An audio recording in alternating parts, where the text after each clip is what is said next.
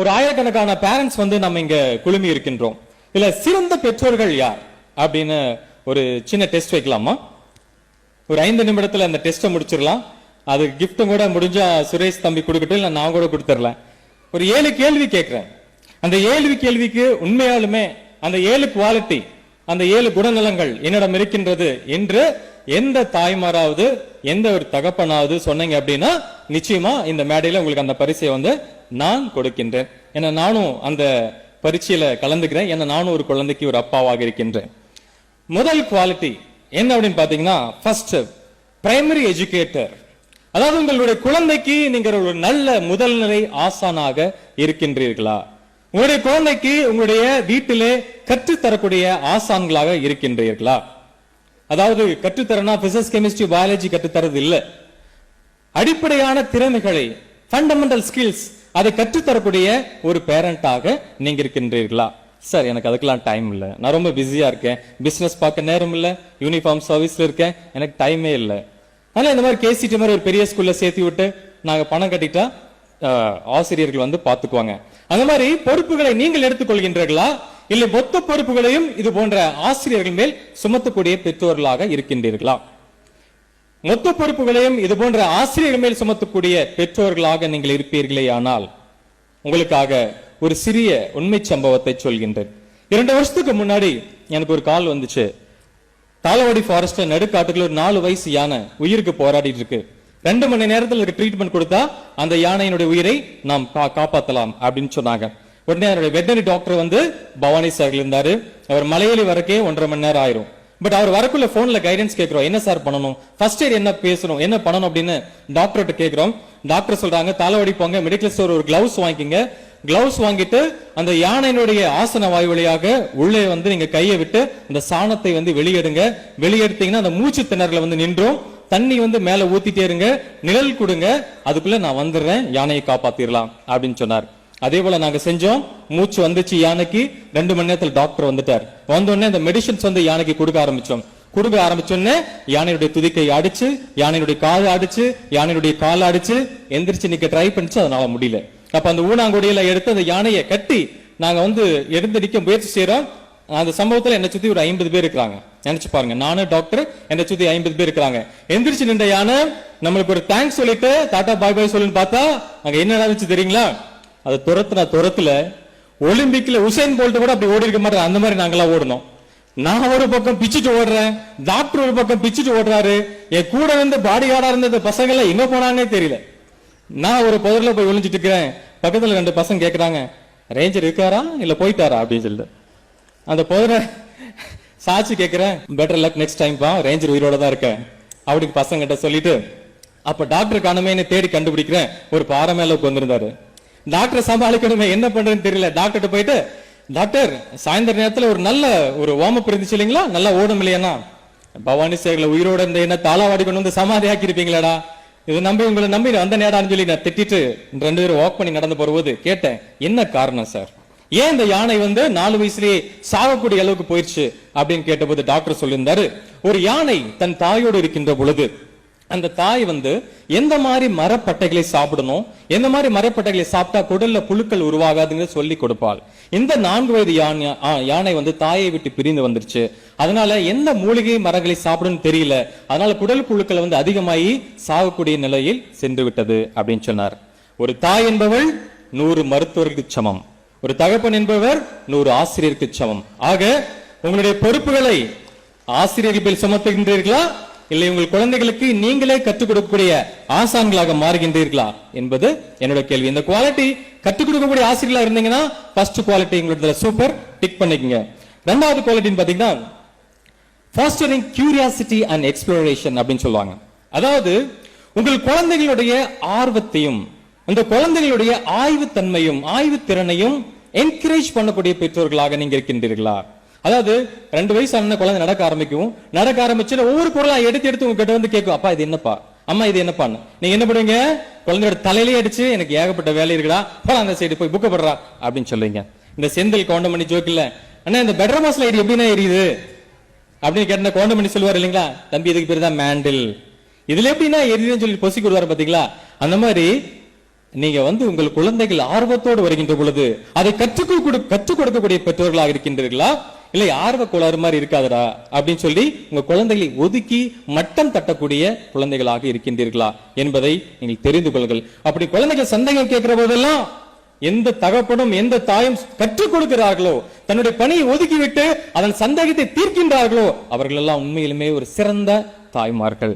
இந்த குவாலிட்டி உங்களிடத்தில் இருந்துச்சுன்னா செகண்ட் குவாலிட்டி சூப்பர். ரெண்டாவது குவாலிட்டியை டிக் பண்ணிக்கங்க. மூணாவது குவாலிட்டி பாத்தீங்கன்னா டீச்சிங் டிசிப்ளின் அண்ட் எத்திக்ஸ். உங்களுடைய குழந்தைகளுக்கு ஒழுக்கத்தை கற்றுத்தரக்கூடிய, எத்திக்ஸ் என்றால் என்ன, வாழ்வின் நெறிமுறைகளை கற்றுத்தரக்கூடிய பெற்றோர்களாக இருக்கின்றீர்களா? எங்க சார், நான் செல்போன் யூஸ் பண்றதே என்னால் கண்ட்ரோல் பண்ண முடியல, என் பையன் செல்போன் யூஸ் பண்றது எப்படி என்னால் கண்ட்ரோல் பண்ண முடியும்? அந்த காலத்துல எல்லாம் தாய்மார்கள் நிலாச்சோறு ஓட்டிட்டு இருந்தாங்க. இப்ப எல்லாம் என்ன சோறு ஊட்டுறாங்க? மொபைல் சோறு தான் ஊட்டுறாங்க. என் பையன் மொபைல் பார்க்காம சாப்பாடு சாப்பிட மாட்டேங்கிறான். அந்த மாதிரி குழந்தைகளுடைய ஒழுக்கத்தை நாம் எடுக்கக்கூடிய, அதை கண்ட்ரோல் பண்ணக்கூடிய நிலையில நாம இல்லாத ஒரு சூழ்நிலை நம்மிடத்திலே வருகின்றது. ஹைனாஸ் கேள்விப்பட்டிருப்பீங்க. அதாவது கழுதை புலி நம்முடைய தாளவாடி ஏரியால கொஞ்சம் இருக்கு, பவானி சாகர் ஏரியால நிறைய இருக்கு. அந்த கழுதை புலிகளை பாத்தீங்கன்னா ஒரு பெண் கழுதை புலி அந்த குடும்பத்திலே அந்த பெண் கழுதை புலி தான் வழி நடத்தும். வலிமை குறைந்த ஒரு பெண் கழுதை புலியை இருக்கக்கூடிய பவரை விட வலிமை மிகுந்த ஒரு ஆண் கழுதை புலியினுடைய பவர் அங்க குறைஞ்சுதான் இருக்கும். ஓப்பனா சொல்ல போனா பெண்கள் தான் அங்க டாமினேட் பண்ணுவாங்க கழுதை புலிகளை. அவங்களுக்கு ஒரு பழக்கம் இருக்கு, ஒரு இரையை அடிக்கின்ற பொழுது, ஒரு உணவு கிடைக்கின்ற பொழுது யாருமே அதை சாப்பிட மாட்டாங்க. அந்த குடும்பத்தில் இருக்கக்கூடிய அந்த பெண் கழுதை புலி, டாமினேட்டிங் கழுதை புலி தான் முதல்ல அந்த இறை சாப்பிட ஆரம்பிக்கும். அதை சாப்பிட்ட உடனே தான் மற்ற கழுதை புலிகள் எல்லாமே சாப்பிடுவாங்க. இதுதான் ஒரு டிசிப்ளின். இந்த ஒழுக்கம் மனிதர்களாக நம்மிடத்தில் எத்தனை பேர் இருக்கு? நம்ம குழந்தைகளுக்கு அதை சொல்லிக் கொடுக்கிறோமா? அந்த ஒழுக்கத்தை சொல்லிக் கொடுக்கிறோமா? அப்படி கற்றுக் கொடுத்து வளர்க்கிறீர்கள் என்றால், என் குழந்தைக்கு நான் டிசிப்ளின் சொல்லிக் கொடுத்து வளர்க்கிறேன் சார், என் குழந்தைகளுக்கு எத்திக்ஸ் நல்லது எது கெட்டதுன்னு சொல்லி வளர்க்கணும்னா மூணாவது குவாலிட்டி மிக அருமை. நான்காவது குவாலிட்டி எமோஷனல் சப்போர்ட்டர்ஸ். உங்க குழந்தைகளுக்கு உணர்வு பூர்வமான ஆதரவாளர்களாக நீங்கள் இருக்கின்றீர்களா? உங்க குழந்தை அழும்போது நீங்க கூட அழுகிறீங்களா?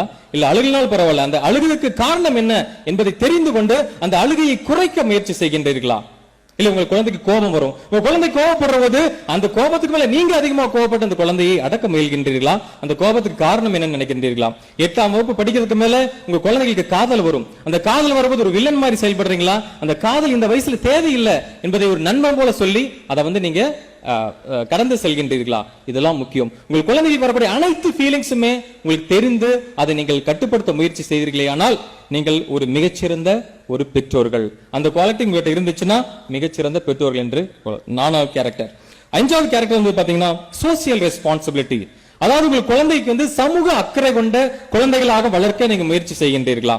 பாத்துங்க. அதாவது நான் காட்டுல போறபோது நார்மலா புலி இருக்கிறது எங்களுக்கு தெரியாது, மான்கள் மேய்ஞ்சிட்டு இருக்கோம். அப்ப புலி எங்கிருந்து வருதுன்னு எங்களுக்கு தெரியாது. அப்ப அந்த மானை பிடிக்க அந்த புலி வருகின்ற பொழுது அந்த மான்களுக்கு புலி வருவதை சொல்லிக் கொடுப்பது பாத்தீங்கன்னா மரத்தில் இருக்கக்கூடிய குரங்குகள். அதுக்கு பேர் அலார்ம்ஸ் கால்ஸ் சொல்லுவாங்க. அந்த புலி வருவதனாவே அந்த குரங்குகள் என்ன செய்யும்னா சத்தம் போட்டு அந்த மான்களை அலர்ட் பண்ணிரும். அப்ப அந்த புலியிடமிருந்து மான்கள் தப்பித்துக் கொள்ளும். அதுபோல ஒரு சமூக அக்கறை, ஒரு தன்னோடு இருக்கக்கூடிய அந்த மான்கள் உயிர் காப்பாற்றப்பட வேண்டும் என்ற ஒரு சமூக அக்கறை ஒரு குரங்குகளுக்கு உண்டு. மனிதர்களாகிய நம்மிடத்திலே உண்டா? உங்களுடைய குழந்தைகளுக்கு அந்த சமூக அக்கறையை சொல்லிக் கொடுத்து வளர்க்கிறீர்களா? இருக்கிற இடம் தெரியாம இருந்துட்டு போகணும்னு சொல்றீங்களா? இல்ல சமூக பிரச்சனையை தன் பிரச்சனையாக ஏற்று அதை நாம் கொண்டு வரணும்னு சொல்லி பாக்குறீங்களா? இந்த குவாலிட்டி உங்களுடைய குழந்தைகளிடத்திலே நீங்கள் வளர்ப்பீர்கள் ஆனால் 5வது கேரக்டர் சூப்பர். அடுத்ததாக 6வது இண்டிபெண்டன்ஸ், சுதந்திரம். உங்க குழந்தைகளுக்கு இண்டிபெண்டன்ஸ் கொடுக்குறீங்களா? உங்க குழந்தைகளுக்கு சுதந்திரத்தை கொடுக்குறீங்களா? இந்த குழந்தைங்க என்ன ட்ரெஸ் போடணும், என்ன சாப்பிடணும், என்ன படிக்கணும், 10th படிச்சு என்ன கோர்ஸ் எடுக்கணும், அவன் காலேஜ்ல என்ன கோர்ஸ் எடுக்கணும், எல்லாமே நீங்க தான் டிசைட் பண்றீங்களா? இல்ல உங்க குழந்தை டிசைட் பண்றதுக்கு அலோவ் பண்றீங்களா? சந்தோஷ் சுப்ரமணியம் படத்துல வர மாதிரி அப்பா கேரக்டரா நீங்க இருக்கிறீங்களா? இல்ல அந்த குழந்தை அவ என்ன வேணா படிக்கிட்டு சார் நான் சப்போர்ட் பண்றேன், அவருடைய என்ன கேரக்டர் என்ன திறமைகளை ஐடென்டிஃபை பண்ணி நான் சப்போர்ட் பண்றேன் அப்படின்னு சொல்லக்கூடிய ஒரு குழந்தைகளாக நீங்க இருக்கிறீங்களா? பேரண்ட்ஸாக நீங்க இருக்கிறீங்கன்னா ரொம்ப சந்தோஷம். இங்க பாருங்க, 2 வருஷத்துக்கு அப்புறம் ஒரு புலியானது தன் குட்டியை கூட வச்சுக்கிறது இல்ல, அது தானாக இறையை தேடி அடிச்சு சாப்பிட பழக்கி விட்டுறது.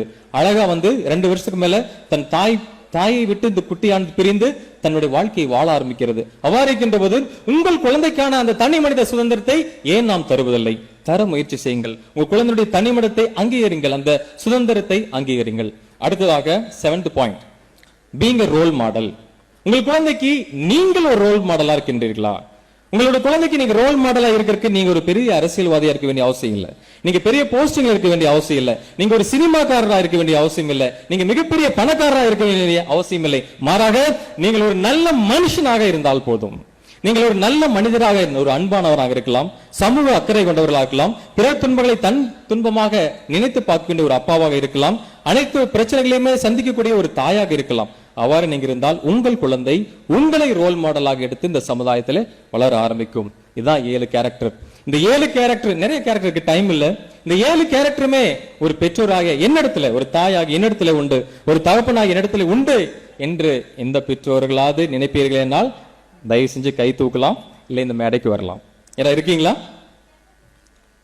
இருக்கிறீங்களா? கை எதுவுமே எலும்பிலையே. முயற்சி பண்றேன்னு சார் சொல்றீங்களா?